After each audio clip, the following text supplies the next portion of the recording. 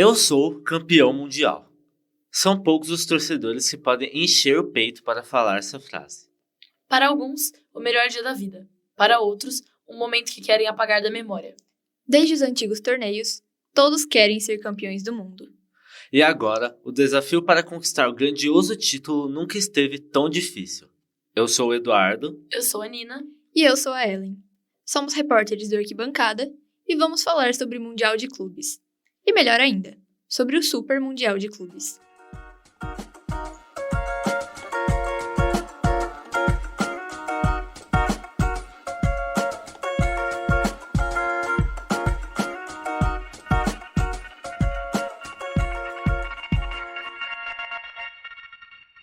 As competições deste tipo se iniciaram por volta dos anos 60, com os campeões da recém-criada Copa Libertadores e da Copa dos Campeões da Europa, antiga Champions League, se enfrentando em partidas de ida e volta que ficaram conhecidas como Copa Intercontinental.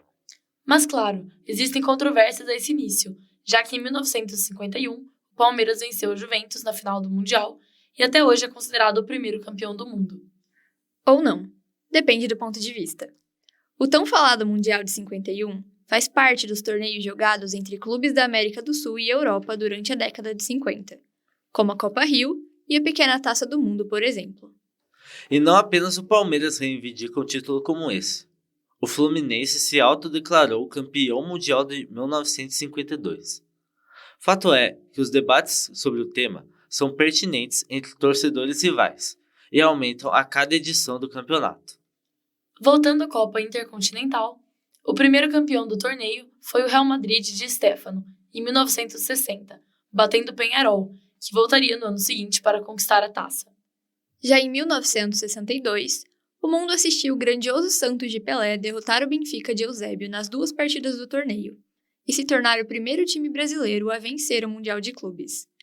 A história se repetiu no ano seguinte, quando o Santos derrotou o Milan e garantiu o bicampeonato.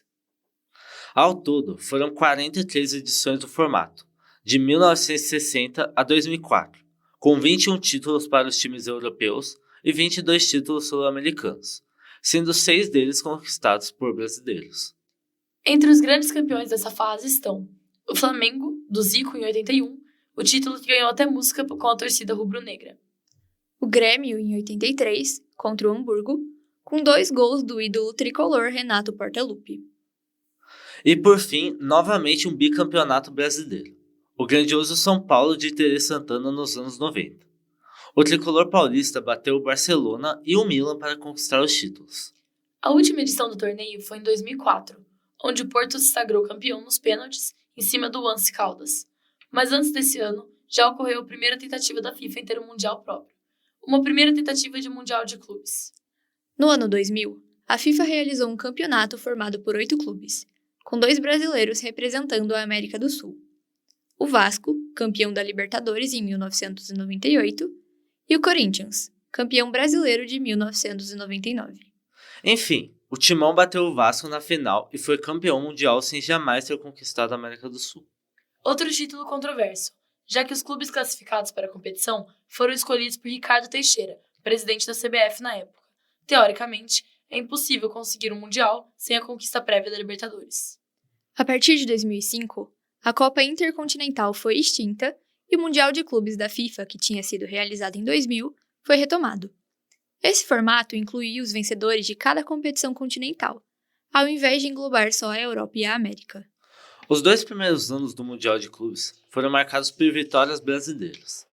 Em 2005, o São Paulo bateu o Liverpool por 1-0 e se consagrou como o primeiro e único clube do país a conquistar o mundo pela 3ª vez. Já em 2006, o Internacional também garantiu seu título mundial depois de vencer o Barcelona. O último time brasileiro a vencer o campeonato foi o Corinthians, em 2012, após a conquista inédita da Libertadores. Mas e aí? Como o Super Mundial entra nessa história? Em 2023, a FIFA anunciou algumas mudanças no formato do tradicional Mundial de Clubes. Uma competição com o mesmo molde estreou em 2024, sendo chamada mais uma vez de Copa Intercontinental. O vencedor dessa edição foi o Real Madrid. E uma grande novidade começou em 2025, a Copa do Mundo de Clubes. Popularmente conhecido como Super Mundial, o torneio deste ano trouxe uma mudança radical nos padrões do Mundial de Clubes. Essa competição vai acontecer a cada 4 anos, como a Copa do Mundo, mas sem substituir as Copas Intercontinentais anuais. Ao todo, são 32 equipes participantes. Esse novo formato define vagas mais numerosas para todos os continentes. Além dos campeões continentais dos últimos 4 anos, outros clubes também entram por meio de um ranking de pontuações. O campeonato envolve uma proporção de mídia e dinheiro surreal. Já conta com patrocínios de peso, como a Airbnb, a Coca-Cola e o Bank of America. Inclusive, a FIFA vai pagar 6,33 milhões de reais aos clubes participantes, com o vencedor podendo levar 125 milhões. Mas há polêmica sobre o novo formato, principalmente entre clubes e atletas. Com um calendário cada vez mais cheio e o esporte cada vez mais intenso, jogadores alegam não terem tempo para descanso e recuperação após as partidas.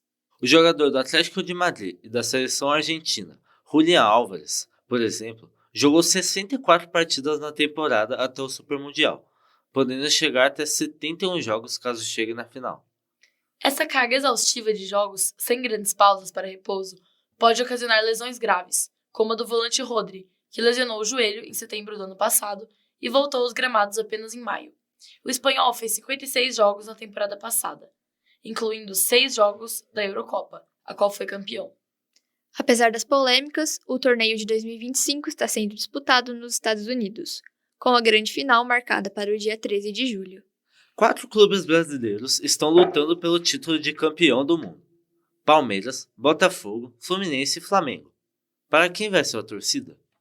Apesar das rivalidades, seria incrível ver um time brasileiro ganhando o mundo novamente, mas muitos clubes prometem dificultar a disputa.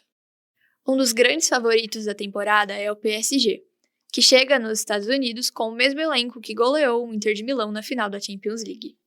Clubes como o Real Madrid, o Manchester City e o Bayern de Munique também se apresentam como adversários fortes, representando o reinado atual do futebol europeu. Do outro lado, times tradicionais da África, da Ásia e da Oceania também brigam por uma chance de mostrar seu futebol para o mundo. Clássicos como o Al Hilal tentam dar tudo de si para agarrar o troféu. Independente da sua torcida, não dá para negar que o Super Mundial promete combinar muita emoção com o melhor do futebol global. E para não perder nenhum detalhe da competição, é só ficar de olho nas coberturas dos jogos feitos pela arquibancada. No site da Jornalismo Júnior, você também encontra análises sobre os times participantes e muito mais. Esse foi mais um episódio do Fora da Caixa. Obrigada por ter ficado com a gente. Até a próxima!